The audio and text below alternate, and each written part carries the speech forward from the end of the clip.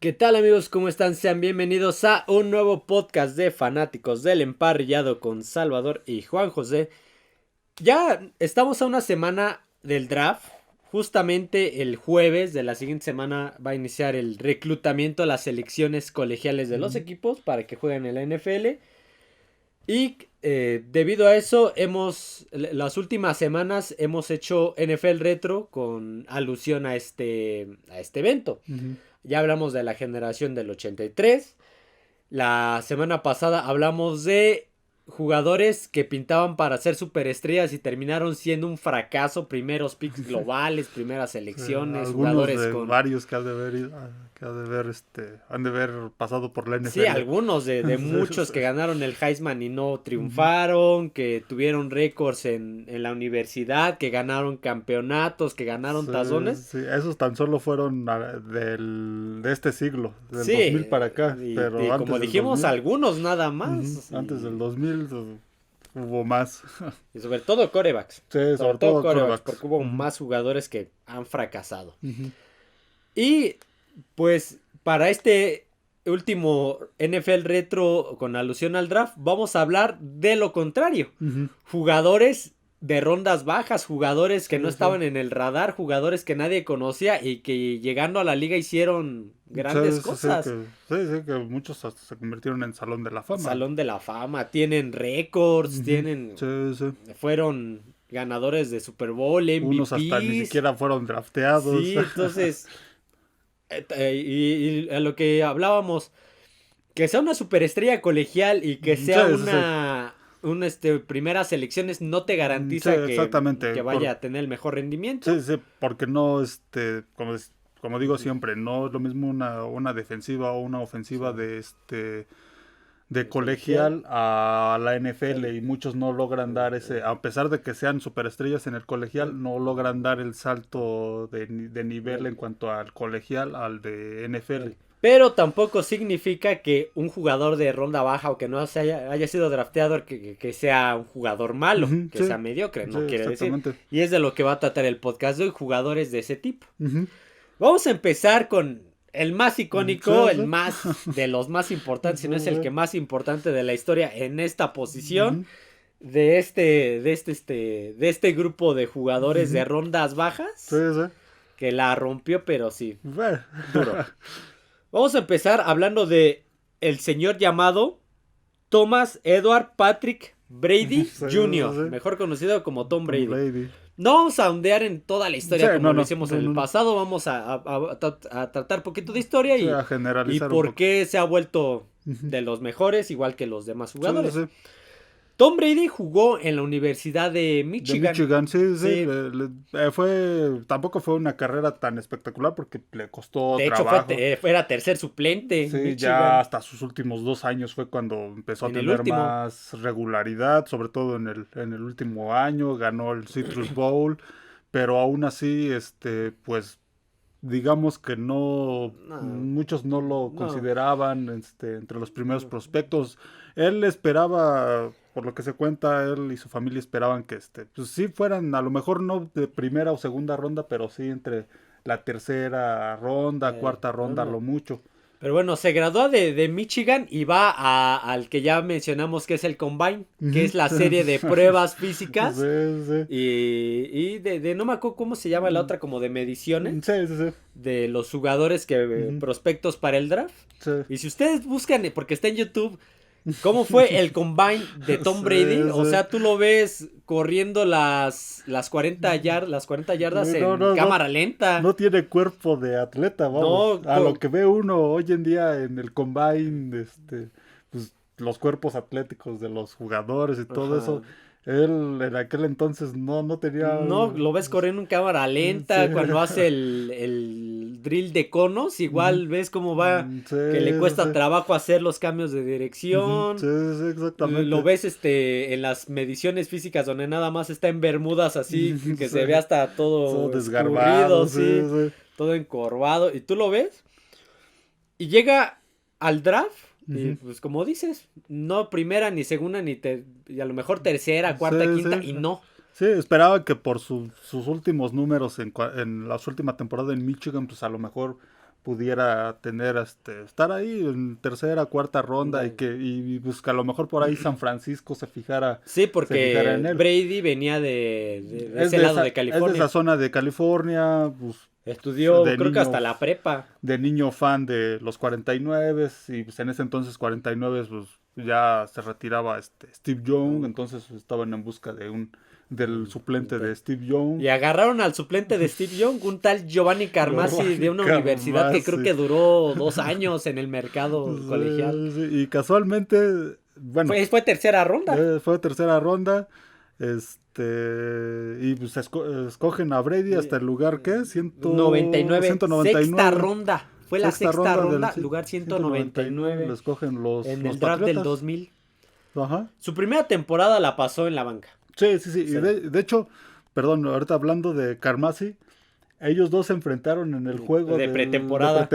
Y los comentaristas dijeron, ahí en el campo está el nuevo Joe Montana, refiriéndose a Carmasi. Pero resultó que el nuevo Montana estaba en el otro equipo. Sí, y Carmasi, pues, quién sabe a qué se dedica hoy en día. De tener ahí un negocio familiar o algo así. Sí. Pero sí, su primera temporada, como dices, pues no jugó, suplente de Drew Bledsoe. Y fue hasta la segunda temporada, en la semana 2, sí. Que Drew Bledsoe choca contra un defensivo de los New York Jets y sale lesionado y es cuando entra Brady. Cuando entra Brady, sí, exactamente. Entró simplemente por lesión de Drew Bledsoe. A lo mejor si se hubiera mantenido Drew Bledsoe en buenas condiciones, pues probablemente hubiera tardado un poco más su llegada. Sí hubiera llegado, pero hubiera tardado un poco más. Tom Brady se mantuvo desde la semana 2, desde la mitad de la semana 2 por el partido al que entró, mantuvo la titularidad. Aun cuando ya estaba sano Drew Bledsoe, mantuvo la titularidad. Tom Brady, Bill Belichick creyó en él. No era la primera temporada, muchos pensarán, pues es que es Tom Brady, no, las primeras temporadas le costó trabajo a Brady. Sí, ahí donde lo que influyó mucho fue el equipo que tenía. El equipo que tenía una buena defensiva. Entonces, los mete a playoffs, gana no me acuerdo si nada más jugó divisional. O comodín, no me acuerdo. Gana el divisional, llega al campeonato de conferencia y se lesiona. Sí. Sale tocado y es cuando regresa nuevamente Bledsoe a cerrar el partido y ganarle a Pittsburgh, el campeonato para llevarlos a su Super Bowl, al Super Bowl 36 contra los San Luis Rams. Sí. Tú dirías, bueno, Drew Bledsoe le acababan de dar un contrato de 10 años, un dineral para aquel entonces. Sí.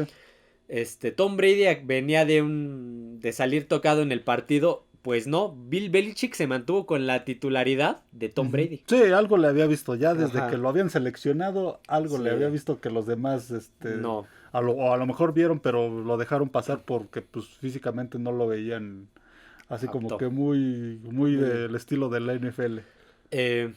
Y pues gana el Super Bowl, rodeado de un buen equipo. Sí.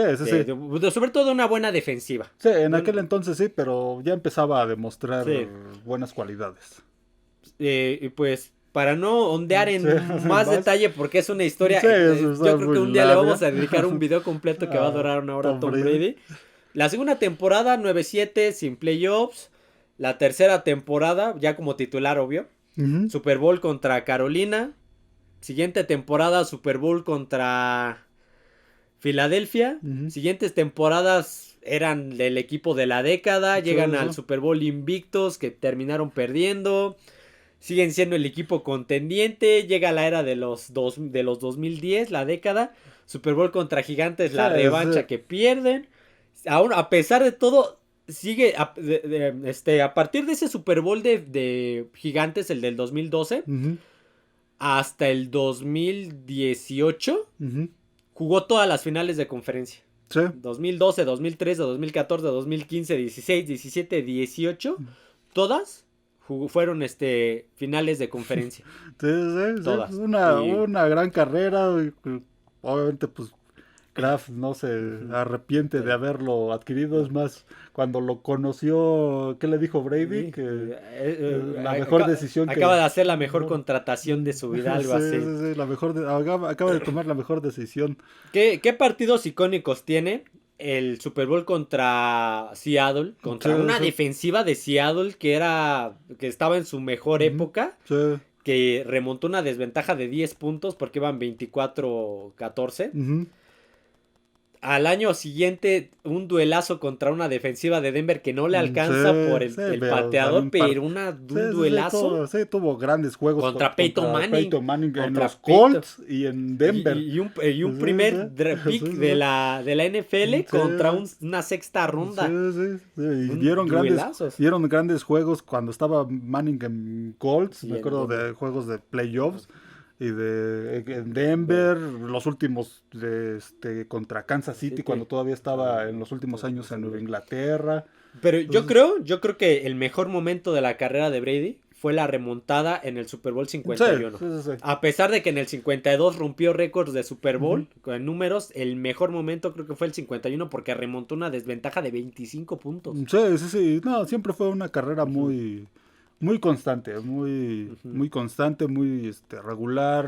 Sí. Muy rara vez tuvo ahí altibajos, pero por lo regular tuvo malos partidos, como cualquier, hasta Peyton Manning en el Super Bowl, como 20 años de carrera, pero por lo regular fue una carrera muy estable, y hasta en el mismo Tampa Bay. Sí, hasta justo a eso iba. Gana el Super Bowl contra Atlanta, pierde el siguiente año fíjate, llegó a 3 Super Bowls seguidos y casi 4 si no hubiera sido por el pateador. Pierde contra Filadelfia, pese a que rompe récord de yardas por pase en el Super Bowl, pierde. Llega en el Super Bowl contra Rams, que bastante malito el partido, pero pues cada quien hizo su chamba. A la siguiente temporada el equipo se va a la baja, que pierden el comodín, y Brady sale de Nueva Inglaterra después de 20 años de trayectoria para llegar a Tampa Bay. Y tú dices, ¿Tampa Bay? Es muy sorpresivo muy sorpresivo, ya lo hablamos de esos cambios. Pues en su primera temporada con Tampa Bay, entrando como comodín, llegan al Super Bowl y lo ganan. Y todavía la siguiente temporada con un equipo ya más mermado llegan al divisional. Y hasta todavía el año anterior, todavía con un equipo todavía más malo, pese a que entraron con récord negativo. Brady trataba de hacer genialidades. Sí, Brady fue de lo mejor, pues fue de los mejores pasadores en la NFL, a pesar del equipo que tenía. Un equipo mediocre. Entonces, como una sexta ronda, un pick 199, hizo tanta historia en 22 años de carrera. Por ahí se arrepintieron muchos que escogieron quarterbacks, sobre todo San Francisco. Miami o Jets había agarrado a Chad Pennington. Ajá. Sí, en ese draft estuvo Chad Pennington, Carmassi. Él sí fue, creo que una primera ronda. Chad Pennington sí fue de los primeros, Carmassi. Tim Couch creo que también estuvo. No, creo que estuvo hasta el 99. Alguien estuvo de los Browns, me acuerdo que alguien estuvo de los Browns. Sí, no recuerdo quién fue. Pero sí, no hubo varios equipos. ¿Cuánto tiempo tardó San Francisco en encontrar un buen quarterback? Creo que hasta Alex Smith, sí, un quarterback 5 años después, competitivo. Jets, pues hasta la fecha siguen buscando un buen quarterback. Pudieron haber tomado a Brady en aquel momento. Pues te puedes encontrar joyas. Sí, exactamente. Sí, no siempre lo que dice la prensa o lo que proyectan los especialistas en cuanto a los jugadores del colegial quiere decir que van a ser estrellas. A veces pues no se adaptan al ritmo de la NFL. Se me olvidó apuntar uno ahorita. Y otros sí se adaptan a pesar de que no fueron muy sobresalientes en el colegial. Ok, vamos a continuar con el siguiente. El siguiente jugador de ronda baja que nadie tomaba en cuenta y que la rompió. Estamos hablando de un tal Antonio Brown. Sí. Antonio Brown. Muy polémico. Muy indisciplinado. Además, desde su época de colegial ya venía con esas indisciplinas. Se había postulado para ingresar a Florida State, pero pues no lo aceptaron. En West Virginia creo que también por ahí anduvo y también lo acabaron expulsando de ahí por indisciplinas, hasta que llegó a Central Michigan, a la Universidad de Central Michigan, sí. Ahí fue donde se pudo mantener. números decentes Ajá. que le alcanzó para que llegara al draft del 2010. Sí, sí. Vamos a estarnos brincando en épocas, no vamos consecutivos en eras, sino eso en cuanto como se me fue corriendo. Antonio Brown llega en el draft del 2010 y es reclutado en la sexta ronda, pick 195 por los Pittsburgh Steelers. Sí. Pittsburgh Steelers en ese momento pues ya estaba establecido Ben Roethlisberger. Sí. Antonio Brown no era ni siquiera de los estelares cuando llegó al equipo porque estaba detrás de Mike Wallace, de Hines Ward y del novato Emmanuel Sanders. Sí. Que Emmanuel Sanders era el que venía a reforzar esa posición. Sí. Porque Hines Ward ya... Sí, digamos que lo tenían como de rotación. Sí. Sí, como de rotación para... Entonces Antonio Brown estaba ahí, pero pues no, casi no entraba. Sí. No fue hasta por ahí del 2013, más o menos. Que es cuando Emmanuel Sanders, 2013-2014, que es cuando Emmanuel Sanders pasa de Steelers a Denver. Y Hines Ward ya no está, ya nada más queda Mike Wallace, cuando Antonio Brown ya empieza a tener buenos números, empieza a tener química más participación con Ben Roethlisberger, al grado de convertirse en Pro Bowler. Se convirtió en el primer receptor y en un jugador que te desequilibraba. Sí, no, y aparte también lo utilizaban en devoluciones de patada, en devoluciones de despeje, y también tuvo buenos números en ese. Pero por ese lado. Te tenías que preocupar por él, aún con doble cobertura te completaba los pases y era un velocista de manos seguras. Era muy complicado, cubrirlo. Antonio Brown. Pues tuvo un par de problemas. Por ahí se habla de que aquel golpe que le dio Vontaze Burfict le afectó porque después de ahí como que ya al final de su carrera con Pittsburgh fueron esos problemas de comportamiento. Sí. El chiste es que empieza a tener problemas con Steelers y llegan a un acuerdo los Oakland Raiders con Steelers a cambio de Antonio Brown. Hicieron un canje ahí por unas rondas del draft, cuarta y sexta ronda, creo que algo más así. o menos. Entonces, pues ya todos veían a Derek Carr y a Antonio Brown y lo veías con el casco. Empezó a tener problemas de disciplina justamente por eso, porque él quería utilizar su casco y supuestamente ya no estaba cumpliendo con los estándares de la NFL. De seguridad de la NFL, y pues él quería utilizar, se estaba peleando. Pide su canje en la temporada baja. De hecho, creo que no jugó ni la pretemporada. No jugó. No jugó ni la pretemporada con Raiders. La pretemporada. Y hasta graba un video polémico donde se emociona cuando lo liberan. Primero se emocionó porque lo habían cambiado y después se emocionó porque lo habían liberado los Raiders. Llega a Nueva Inglaterra y tiene un par de partidos buenos con Brady, hace química. Y nuevamente por ahí salió un problema de creo que fue acoso sexual. Sí, legal, un problema legal. Y lo libera a Nueva Inglaterra. Y también lo acaba cortando Nueva Inglaterra. Y ya después fue cuando. Ya hasta que Brady llegó a Tampa Bay. Fue cuando saca a Antonio Brown del retiro. Lo empiezan a jugar a buen nivel al grado de que pues también ganó el Super Bowl con Antonio Brown. Y ahí como que parecía que otra vez retomaba su carrera y que pues ya estaba más equilibrado emocionalmente y parecía que iba a estar tranquilo, pero pues no, en la segunda temporada, a mitad de temporada, casi al final de la temporada, un partido contra los Jets se deschaveta, se enoja, se empieza a quitar el equipo y se sale del campo. Y lo despiden, lo dan de baja. Obviamente lo cortó Tampa Bay. Sí, ya acabó su carrera. A ver, es un jugador muy polémico, demasiado polémico, indisciplinado, lo que quieras, pero qué números, qué carrera. Ve, ganador de Super Bowl con Tampa Bay. 4 veces primer equipo de All Pro. O sea, 4 veces el mejor de su posición.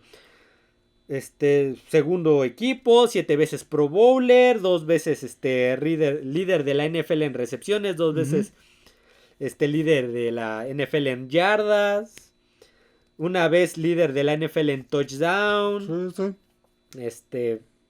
Lo demás ya son récords. Tuvo 7 temporadas con más de 1000 yardas, 1200 más o menos promediaba, 4 temporadas con más de 10 touchdowns por por temporada. Era un jugador que cuando estaba en buen nivel y ahora sí que bien mentalmente, sí, podía producir bastante. Sí, yo me acuerdo de partidos de Pittsburgh contra Cincinnati sí. que no lo podían detener a Antonio Brown. Sí, sí. Hasta con Nueva Inglaterra me acuerdo de un par de partidos donde no sabían ni cómo cubrirlo. Sí, se les escapaba. Lamentablemente, pues mentalmente no. Sí, no era el mejor. No era el pero mejor. En el campo, de todos modos, encontrarte una joya en sexta, un receptor de este calibre en sexta ronda. Sí, pero pues, echó a perder su carrera. Su carrera, pero sí, no, mientras estuvo bien y jugó a un buen nivel, tuvo grandes números. Vamos a brincarnos, vamos a seguirnos con los seleccionados y al final dejamos los que no fueron drafteados. Sí.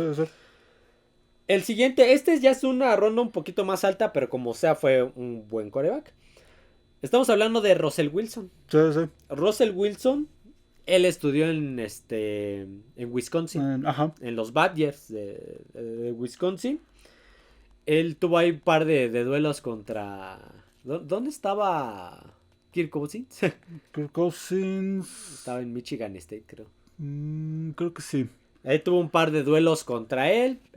Él no llamaba la atención tanto por el físico, por la estatura. Sí. Russell Wilson es un mariscal de campo de baja estatura. De baja estatura, unos 70 y algo. Sí, hoy en día pues, ya toman en cuenta la estatura y digamos que para los estándares de estatura de la NFL era de estatura baja. Sí, entonces pues no era de los principales en el draft, por lo cual él llegó en una tercera ronda, a pesar fue una ronda más o menos alta. Sí, no estuvo tan baja. Una tercera ronda, pick 75 nada más, en el draft del 2012. Sí.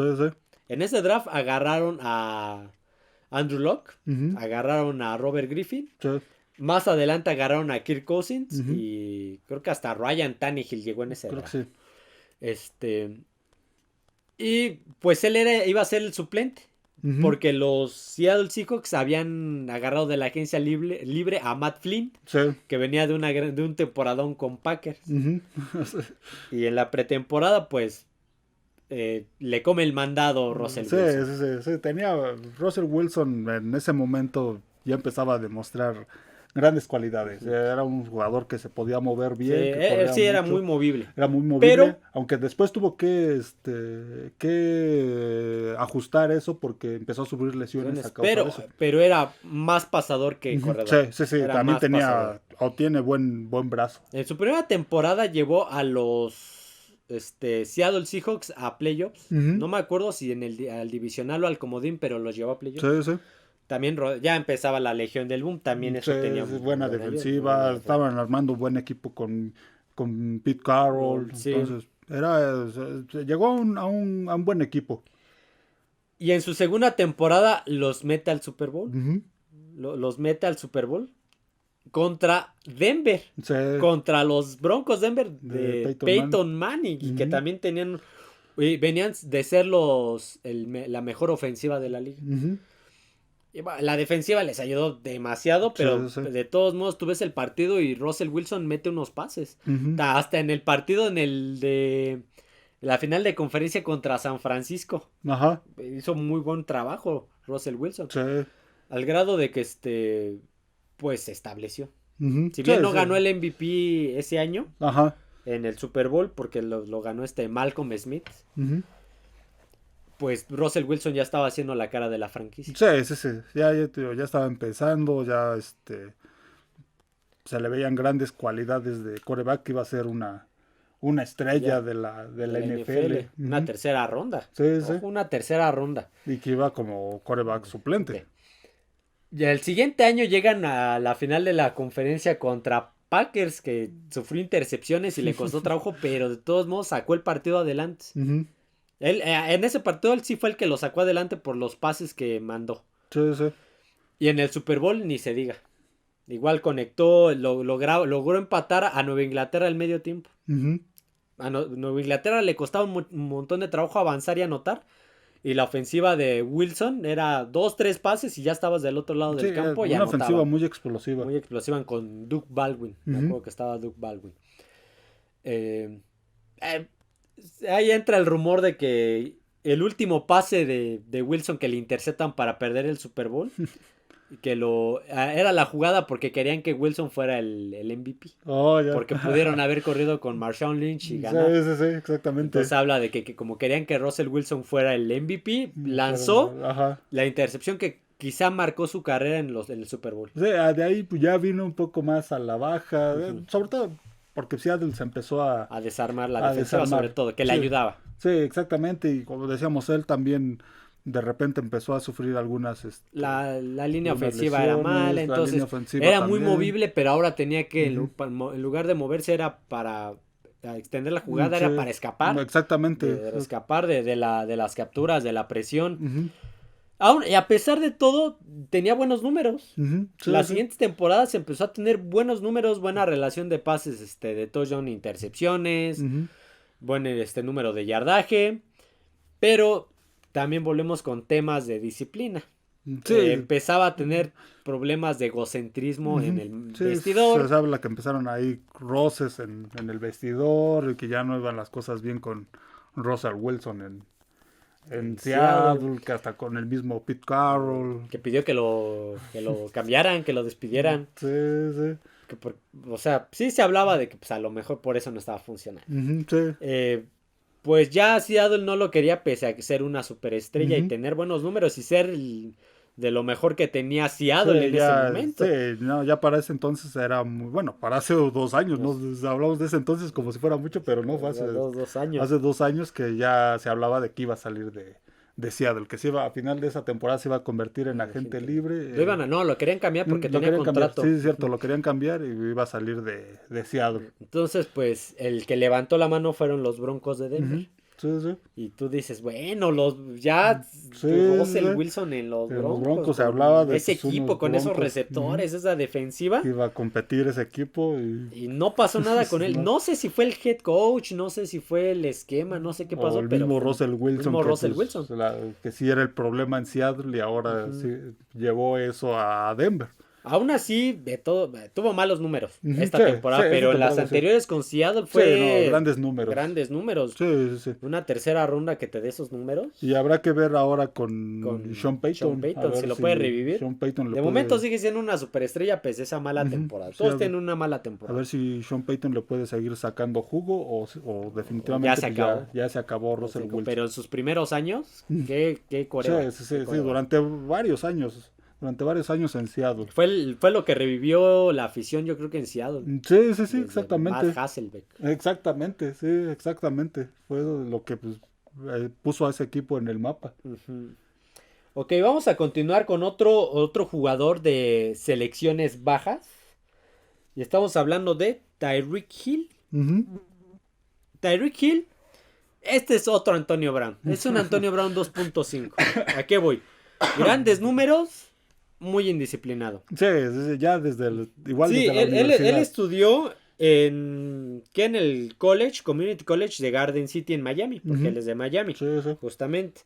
De ahí brincó a la universidad, a Oklahoma State, pero lo arrestaron por violencia doméstica, lo expulsaron y es donde pasa a la Universidad de West Alabama. Yo ni la ubicaba. Sí, una universidad de División 2 de la costa del Golfo Sur, algo así se llama esa conferencia. Ni la toque ni la ubicaba. O sea, yo le busco West Alabama en Wikipedia y no sale. Sí, no es una. En NCAA juegan en División 2. Entonces, pues sí, no están en el. Entonces, imagínate, pasar de Oklahoma State a West Alabama. Pues, sí, en Oklahoma State solo estuvo una temporada con números decentes. 31 recepciones, como 400 y tantas yardas. 381 era. 381, también regresaba patadas, números, digamos que pues era novato en aquel entonces, pues decentes, pero sí, como esos, las indisciplinas, ¿no? Tener esas cuestiones de indisciplina y estar en West Alabama obviamente no te pone dentro de los prospectos. Sí, y con los números que tenía menos. Llegó ahí porque pues fue la única que lo aceptó, que lo aceptó prácticamente. Llega el draft del 2016. Y Kansas City lo toma en la 5ª ronda en el puesto 165. ¿Sí? La primera temporada yo me acuerdo que su primera temporada me acuerdo que yo la agarré En el Fantasy. Uh-huh. Y dio buenos números. Dije, pues mira, estaba dando buenos números en el Fantasy. Ajá. Le costó 2-3 temporadas establecerse. Sí. Con Alex Smith empezó a tener buena química. Uh-huh. Pero no fue hasta que llegó Patrick Mahomes que estalló. Sí, a veces algunos jugadores, sobre todo que son receptores, ya hasta depende del quarterback que tengan. Uh-huh. Como dices, tenía Alex Smith, que no era un quarterback malo, era un quarterback bueno, con buenas actuaciones, pero como dices, tenía actuaciones estaba en el, regulares. Como dicen, en el tier 2, estaba en el nivel 2, no era quarterback de nivel 1, era quarterback de nivel 2. Con Patrick Mahomes, que es de nivel 1, Patrick Mahomes pudo explotar todas estas cualidades de Tyreek Hill. Sí, Tyreek Hill, un velocista, sí. O sea, ojo con que se te perdiera la cobertura, pues ya no lo alcanzabas. Sí. Y en el Super Bowl, adelantándome contra San Francisco, era una 3rd y 18, creo. Y convierten a un pase de 40 y tantas yardas. Sí. Con Tyreek Hill. Sí, otro receptor que también era muy difícil de cubrir. Sí, y hasta en la jet suite se te escapaba, como lo hace Divo Samuel, se te escapaba porque es muy rápido. Por eso el apodo de Cheetah. Los Cheetahs son los... De hecho, él practicaba atletismo en el colegial. También, aparte del fútbol americano, en Oklahoma State, en el Community College, también practicaba atletismo. Entonces, pues, tenía velocidad. Uh-huh. Él fue factor justamente para que ganaran ese Super Bowl. Uh-huh. Si bien no les alcanzó contra Nueva Inglaterra, un año antes en el campeonato de conferencia, en el Super Bowl, él fue factor, sobre todo en las últimas series. Uh-huh. En esa tercera oportunidad que tenían que convertir, que el pase de 40 yardas, fue factor. Sí. Y los siguientes años, igual lo mismo. Sí, se convirtió en una pieza clave de Kansas City. Tal es así que cuando se va de Kansas City, pues muchos decían ¿cómo le va a hacer? Sí, todavía tenía Travis Kelce. Sí, pero decían... Se le iba el profundo. Iba a sufrir esa ofensiva de Kansas City sin Hill. ¿Cómo lo iban a sustituir? Iban a tener problemas. Sí, por la profundidad. Porque era igual que Antonio Brown, era un receptor que te desequilibraba y que te podía hacer jugadas explosivas si lo descuidabas. Sí. Pasó, él quería más dinero. Uh-huh, sí. Ahorita las últimas temporadas han empezado con la inflación de los salarios. Sí. Entonces, pues ya le habían dado contrato a Stephon Diggs, creo que a Davante Adams, o no me acuerdo a quién le habían dado.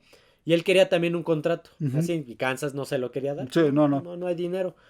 Y pasó de canje a Miami. Sí. Donde en Miami también... Sí, ha tenido actuaciones buenas. Y se ha pese a Tua y los cambios que ha tenido en cuanto a quarterback. Ha sido un jugador explosivo que te convierte en jugadas de largo yardaje. Sí. Obviamente, pues, él no puede hacer todo. Uh-huh. Digamos que Miami le falta armar un mejor equipo para que tenga esté en un equipo del nivel de Kansas City.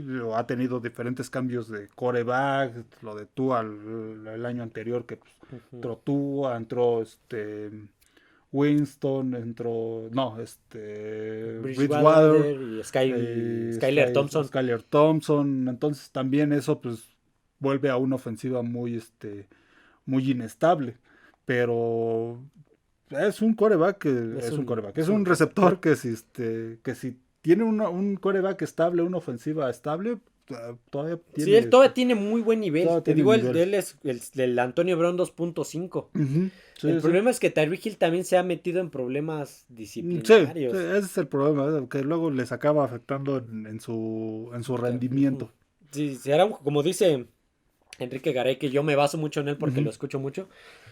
Personalmente es un jugador muy indisciplinado, pero en el campo es un genio. Uh-huh. Hace genialidades en la cancha. Sí. Tan solo ha tenido hasta el momento más de 7,000 yardas en recepciones. Uh-huh. En temporada regular nada más 6,630 y en playoffs 1,081. Uh-huh. Sí, exactamente. Uh-huh. Entonces, es un jugador que te produce mucho. Sí. Juega un buen nivel, te produce mucho. Si está al 100, te produce mucho. Sí, creo que también en el divisional Kansas City Buffalo, ¿te acuerdas que la última jugada, en una de las últimas jugadas también se les escapa? Sí. Se les escapa para touchdown. Fue pieza clave en ese equipo de Kansas City, sí, por eso muchos consideraban que pues iba a sufrir Kansas City con su salida. Y pues hasta el momento, si bien no lo han reemplazado de la misma manera, han sabido sobrevivir sin él. Exactamente, pero a ese nivel es el rendimiento, el impacto de Tyreek Hill. A ver, creo que no tengo los números porque aquí esta página no dice, pero sí ha sido Pro Bowler. Ha sido Pro Bowler y por ahí hasta All Pro ha sido candidato, aunque sea de segundo equipo. Sí, no, y ahorita pues de los receptores más mira, en 2017 fue primer equipo de All Pro, o sea, fue el mejor de su posición. Sí, no, ahorita de los receptores, de los mejores receptores que hay en la NFL. Junto con Stephon Diggs, con el de Minnesota, se me acaba. Jefferson. Justin Jefferson, junto con Davante Adams. Sí, ahí están, y por ahí algún otro que se me esté pasando. Tyreek Hill, pues ya con el historial de que pues ha estado en playoffs, en Super Bowl, que ha sido pieza clave en esos equipos de Kansas City. Pero imagínate un receptor de este calibre. Ya hablamos de Antonio Brown, que fue una sexta ronda, y ahora de Tyreek Hill. Y a lo mejor Tyreek Hill pues bajó, obviamente por su inestabilidad en el colegial, su inestabilidad en cuanto a actitud en el colegial. Pudo haber sido, si se hubiera mantenido en Oklahoma State, pudo haber sido una selección alta. Pudo haber sido de los prospectos altos de primera o segunda ronda, pero pues la mala actitud lo mandó a West Alabama, pero pues, pudo mantener nivel para llegar a NFL. Vamos a hablar ahora de un jugador que hasta donde yo sé no ha tenido problemas de disciplina, que fue una ronda bajísima y que también hizo unas cosas espectaculares, de los mejores de su posición. Y estamos hablando de Julian Francis Edelman. Sí, tuvo buenos años. Julian Edelman, él jugó en la Universidad de Kent State, pero jugó como quarterback. Sí. Él, de hecho, se enfrentó en partidos contra el head coach de los Rams, contra Sean McVay. Sean McVay, exactamente, se enfrentó contra él siendo quarterback, imagínense. Él, pues, el Kent State, danos un poquito de contexto. Bueno, Kent State es de División 1, no es de los equipos competitivos del colegial, pero digamos que ya estando en División 1, pues tiene ciertos reflectores de los visores de la NFL. Llega el draft del 2009.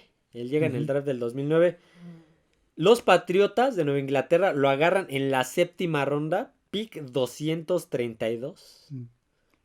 Pero no creo que lo hayan agarrado como para posición de quarterback. No, de hecho no, porque llegando a Nueva Inglaterra hace la transición de quarterback a receptor y regresador de patadas. Sí, aunque me tocó ver que de repente en algunas jugadas creo que fue... Hasta lo pusieron, creo que de linebacker. Sí, Lo llegaron a poner de linebacker. Creo que con Edelman Nueva Inglaterra quería hacer más o menos lo mismo que hace ahora Nueva Orleans con Tyson Hill, pues un jugador multifuncional, y Edelman pues era eso, digamos que pues lo podías... pero era más, fue más receptor slot, y de hecho ha sido de los mejores receptores slot su mejor cualidad fue receptor, y donde más produjo fue receptor. En las otras posiciones lo utilizaban muy rara vez, más adelante hay una jugada que mencioné. Julian Edelman pasa la mayor parte de sus años, los primeros años en la banca, detrás de el de Minnesota, del receptor de Minnesota que tuvo Brady. Ya Randy Moss. Dice qué bonito cuando antes podías hablar de corrido. Ya se te olvidan las cosas. Randy Moss, detrás de Dion Branch. Detrás de por ahí de Gronkowski, de Aaron Hernández, de Wes Welker. Pasó los primeros años detrás de ellos. Lo utilizaban de rotación para entrar. Hasta fue justamente cuando Wes Welker pasa a Denver, es cuando Julian Edelman sube al puesto de él, por decirlo así. Sí, de titular. Y pues Edelman se convierte en el receptor slot de manos seguras de Brady, junto con el otro llegado, que era ve cómo ya se me olvidan los nombres. Dani Amendola. Llega Dani Amendola. Entonces, entre Dani Amendola y Julian Edelman empiezan a convertirse en una dupla de peligro. No voy a ondear tantos detalles. En el partido divisional del 2014, de la temporada 2014, contra los Baltimore Ravens, hace notar su carrera colegial. Hace una de las mejores jugadas que hay en los playoffs. Mandando donde Brady le manda un pase lateral a Edelman y toda la defensiva se jala con él pensando que va a correr. Y Edelman lanza un pase a Dani Amendola y anota un touchdown. Recordando sus épocas colegiales como quarterback. Como quarterback, efectivamente. Fue factor para ganar en el Super Bowl contra Seattle porque él tuvo un par de recepciones de touchdown. Fue factor para la temporada del 2015 se lesionó porque iban invictos, pero empezaron las lesiones de Gronkowski, de Edelman, de Hightower, de todos ellos. En la del 2016, la temporada del 2016, él posiblemente tiene empatándose con las mejores recepciones del Super Bowl, empatado en el primer lugar contra la de David Tyree, donde recoge el balón a 1 centímetro del pasto. Me alcanza a meter la mano para que el balón no toque el césped. En aquel regreso contra Atlanta. Imagínate. Sí, no, era un jugador con mucha habilidad. Era la ardilla. ¿Te acuerdas que era Julian la ardilla Edelman? Porque era muy escurridizo. Sí, era muy rápido. Sí, no era muy alto, no era un jugador alto, pero era un jugador rápido. 1.78. Sí, no, para los estándares de la NFL y sobre todo para ser receptor. Como era slot, a lo mejor no. Pero era muy rápido. Era un jugador muy rápido. La siguiente temporada del 2017 se lesiona desde la pretemporada y pues no juega ni siquiera el Super Bowl contra Filadelfia. Y la siguiente temporada fue tanto el impacto que tuvo en el equipo que fue el MVP del Super Bowl contra los Rams, Super Bowl 53, jugador más valioso. Imagínate, qué tanto impacto. Sí, no, buenas actuaciones. Lamentablemente después físicamente empezó a tener problemas las siguientes 2 temporadas y terminó retirándose. Las lesiones pues, lo empezaron a afectar y ya no tuvo el mismo rendimiento. Ya no tuvo el mismo rendimiento, pero aún así cuando estuvo en un buen nivel al 100% tuvo grandes números. Yo que era uno de los jerseys que quería. El de Edelman siempre. ¿Quién sabe qué le vio? ¿Qué le habrá visto Belichick en su época de colegial? Si jugaba como quarterback.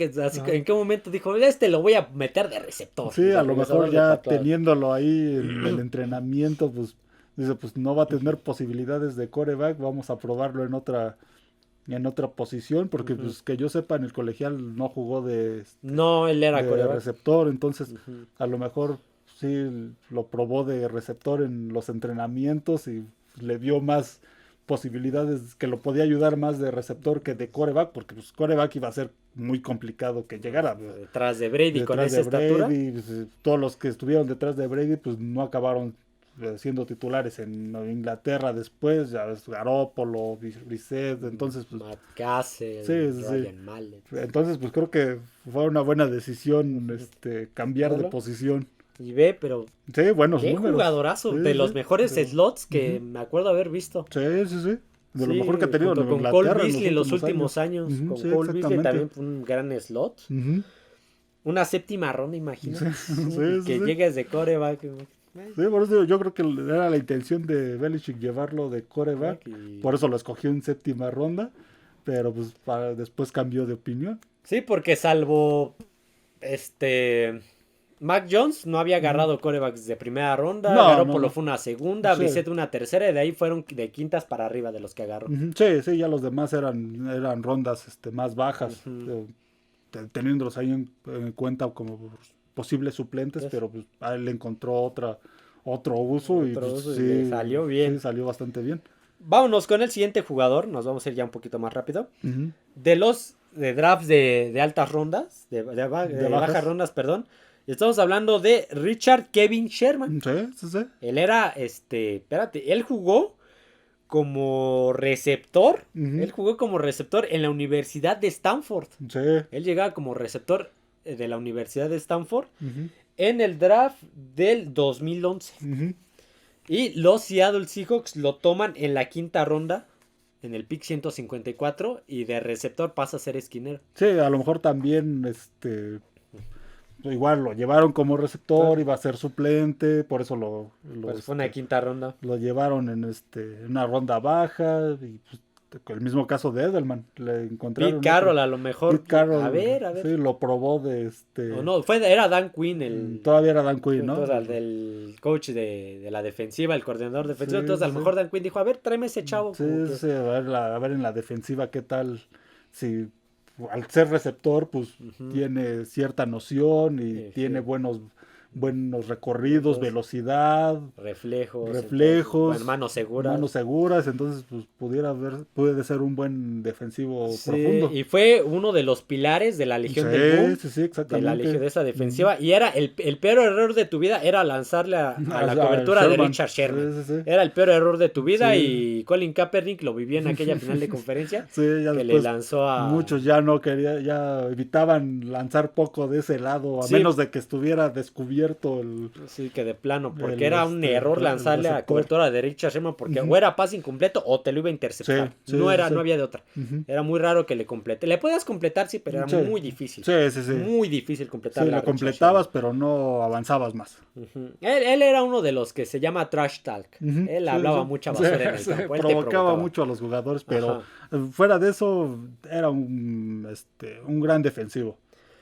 Empezó a tener también problemas por ahí con Seattle y Ujú. pasó a San Francisco, donde su rendimiento ya no fue el mismo. Sí, no, tuvo buenas actuaciones, pero no, ya no fue Ya lo no mismo fue lo que mismo en que sus Seattle. buenos años de Seattle.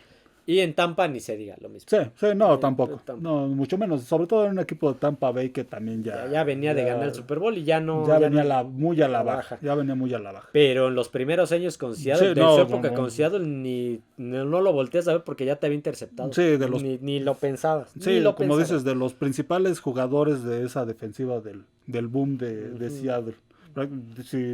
Si uno habla de esa defensiva, el primero que llega a la mente es Sherman. Richard Sherman. Sí.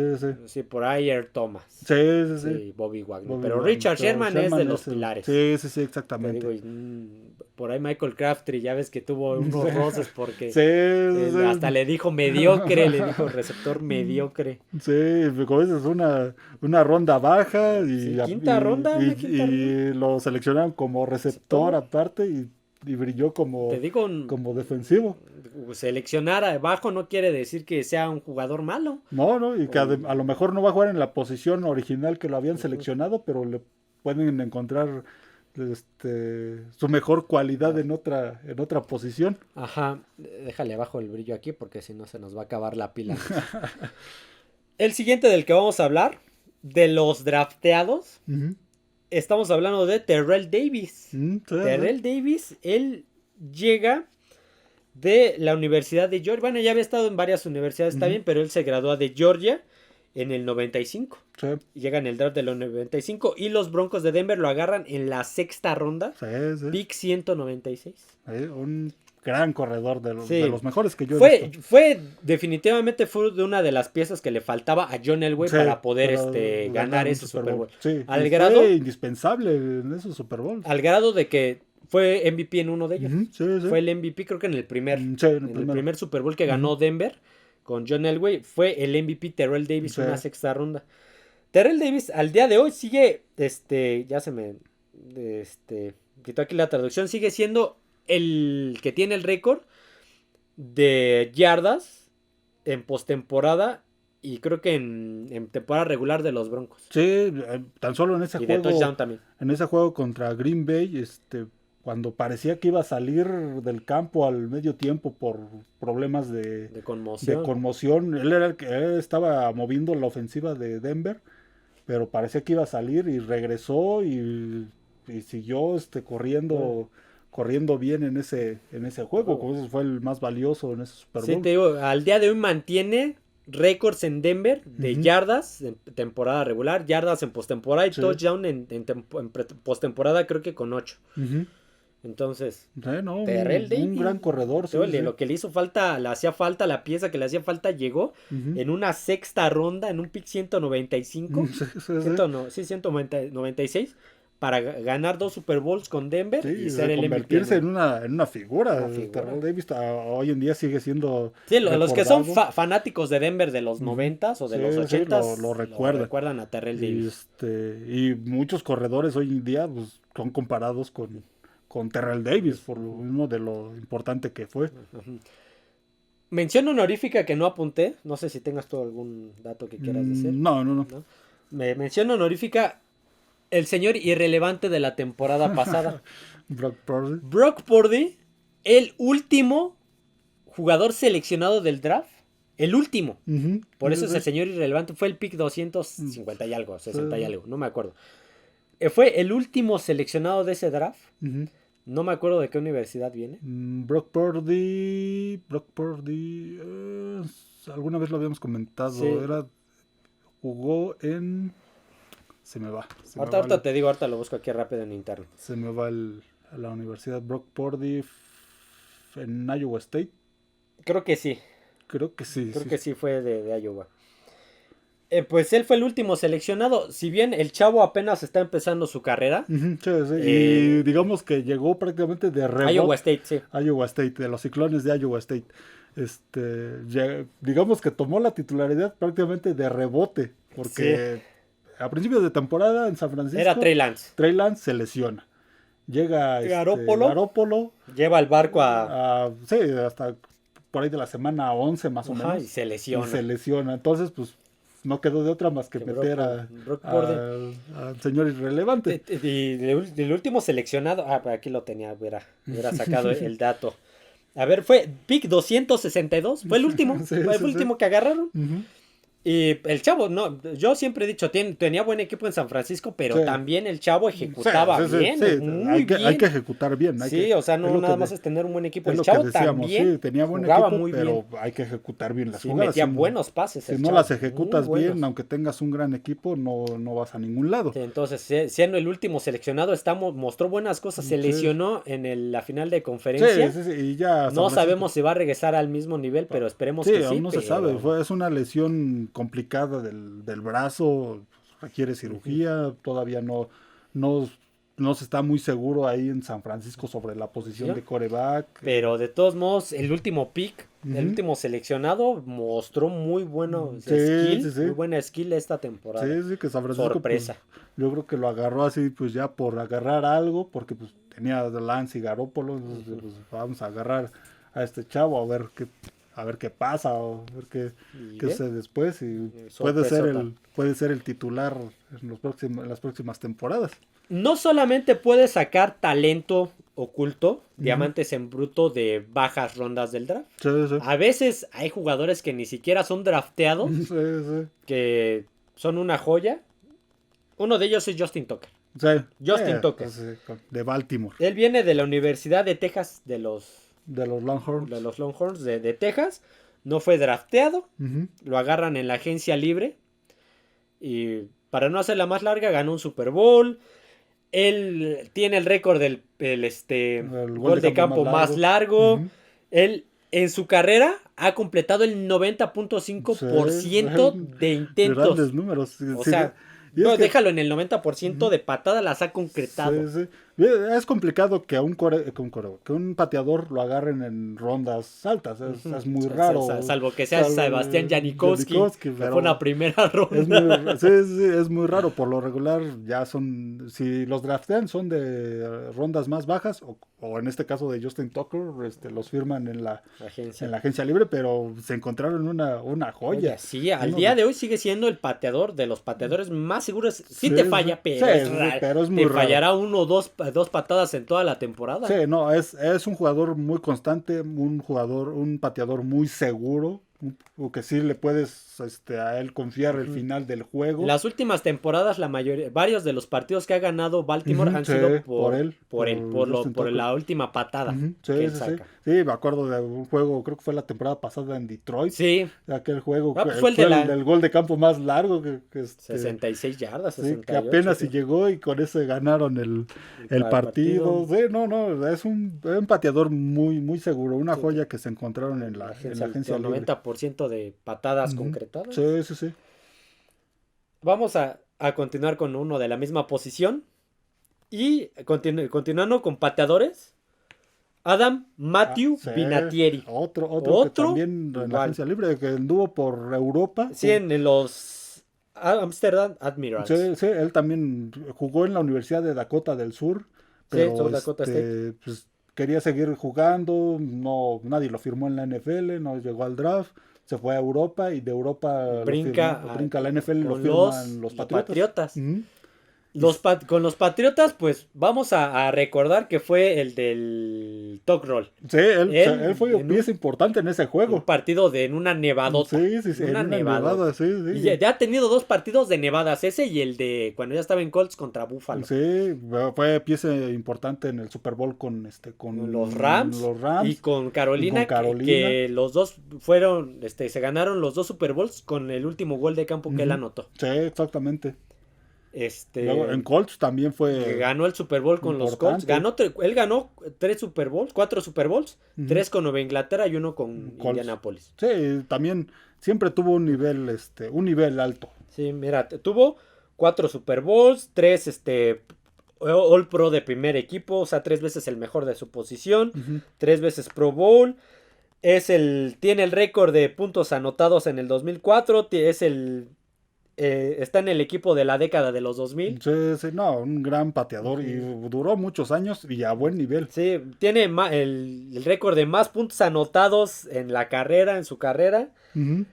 2,673 puntos como pateador, más puntos más temporadas jugadas con 26. Sí. Más goles de campo consecutivos con 44, o sea. Sí, la posición de pateador es una posición longeva porque pues no hay mucho contacto, pero tampoco duran mucho en la NFL. Si no te mantienes a un buen nivel, a un buen porcentaje de goles de campo anotados o puntos extras, pues te acaban cortando hasta a mitad de temporada. Entonces, hay equipos que han tenido 3 o 4 pateadores en una temporada porque no les funciona. Sí, a veces sí son longevos, pero siempre y cuando te mantengas a un buen nivel. Y estamos hablando que Adam Vinatieri duró hasta el 2019. Llegó en el 96 hasta el 2019. Sí, se retiró a los 44, 45 años, si no me equivoco. Por ahí ya lo veías todo canoso. Sí, ya estaba canoso, se quitaba el casco y ya se le veían muchas canas en el cabello. Pues igual, un histórico de los mejores pateadores de la historia. De la historia de la NFL. Y no fue drafteado, no fue seleccionado por nadie. Sí, jugó un año en Europa y de ahí lo firmó Nueva Inglaterra y se encontró una joya. Nos quedan 2 jugadores de la misma posición, 2 jugadores en las mismas circunstancias. Vamos a hablar con el menos importante, los 2 son importantes históricamente, pero con el segundo, Warren Moon. Sí. Nos quedamos con el señor Warren Moon. Él estudió en Washington. Sí, en la Universidad de Washington. Él estudió en la Universidad de Washington. Él no fue drafteado, me parece que tampoco. No fue drafteado. En 1978, así que se fue a la CFL. Sí, jugó ahí con los Eskimos de Edmonton. Ajá. Donde pues sí ganó, me parece que 3 campeonatos. La Grey Cup, así se le llama al campeonato de la 3 Super Bowls de la CFL. Por decirlo así. Y de ahí pasa, a los Petroleros de Houston. Lo firmaron, los Oilers. En 1984. Tú conoces más a Warren Moon de lo que yo conozco. Warren Moon ahí tuvo sus mejores números, fueron en Houston. De hecho, pues está retirado su número ahora los Titanes de Tennessee. Está en el Anillo de Honor, llegó a playoffs. 9 veces Pro Bowl. 2 veces líder de yardas por pase. Llevó a varios playoffs a los Oilers, nada más que pues se encontraban ahí a grandes equipos. Pues, tan solo aquel juego del regreso de los Bills de Buffalo, él era el quarterback de aquellos Oilers.